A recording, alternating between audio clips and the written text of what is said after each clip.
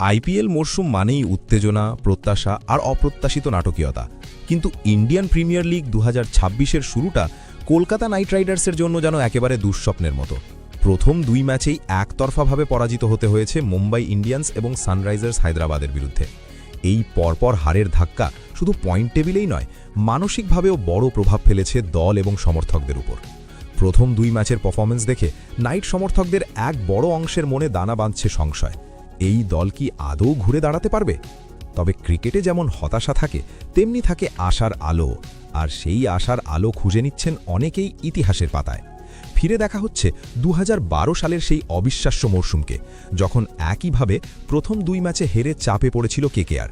Delhi daredevils এবং রাজস্থান রয়্যালসের বিরুদ্ধে হারের পর দল নিয়েছিল এক সাহসী ও চমকপ্রদ সিদ্ধান্ত। তারকা ওপেনার ব্র্যান্ডন ম্যাককালামকে বসিয়ে সুযোগ দেওয়া হয়েছিল তুলনামূলকভাবে কম পরিচিত মনভিন্দর বিসলাকে। সেই একটি পরিবর্তনই বদলে দেয় পুরো ছবিটা। পরের 7 ম্যাচে 6 জয় এবং শেষ পর্যন্ত ট্রফি জিতে ইতিহাস গড়ে নাইটরা। সেই স্মৃতি আজও ভরসা যোগাচ্ছে সমর্থকদের মনে, হয়তো আবারও সম্ভব। এবারের পরিস্থিতিতেও যেন সেই পুরনো গল্পের ছায়া দেখা যাচ্ছে। প্রথম দুই ম্যাচ হারের পর এখন কার্যত নিজেদের দলগত পারফরম্যান্সের ময়নাদতন করার সময় এসে গিয়েছে কেকেআরের সামনে। কোথায় সমস্যা, কোন জায়গায় ঘাটতি, সব কিছু নতুন করে ভাবার প্রয়োজন দেখা দিয়েছে।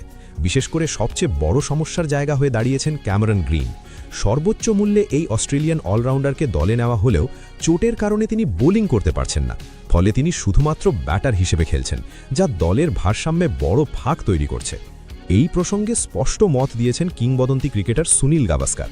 তার মতে যদি গ্রিন বোলিং না করেন তাহলে দলকে নতুন করে ব্যাটিং কম্বিনেশন সাজাতেই হবে, কারণ একজন অলরাউন্ডারের জায়গায় শুধু ব্যাটার খেলানো মানেই বোলিং ইউনিট দুর্বল হয়ে পড়া। আর এই পরিস্থিতিতে সবচেয়ে বেশি চোখে পড়ছে আন্দ্রে রাসেলের অনুপস্থিতি। তার মতো পাওয়ার হিটার না থাকায় ডেথ ওভারের রান তোলার গতি অনেকটাই কমে যাচ্ছে, যা ম্যাচের ফলাফলকে সরাসরি প্রভাবিত করছে।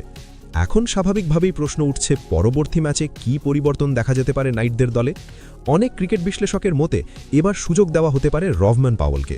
সাম্প্রতিক সময়ে তিনি ভালো ফর্মে রয়েছেন এবং পিঞ্চ হিটার হিসেবে ম্যাচের মোড় ঘুরিয়ে দেওয়ার ক্ষমতা রাখেন। তবে তাকে দলে নিলে বোলিং কম্বিনেশন কিছুটা দুর্বল হয়ে পড়ার আশঙ্কাও রয়েছে, যা টিম ম্যানেজমেন্টকে ভাবাচ্ছে।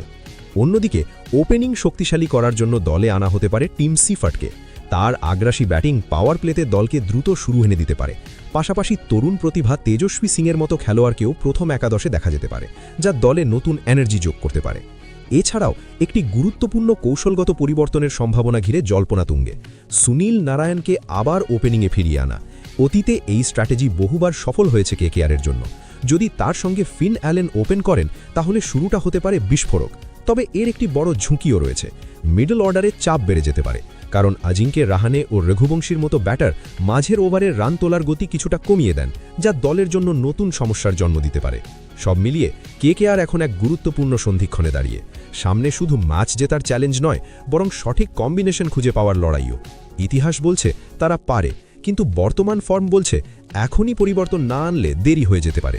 এখন দেখার নাইটরা কি আবারও 2012-র গল্প লিখতে পারে।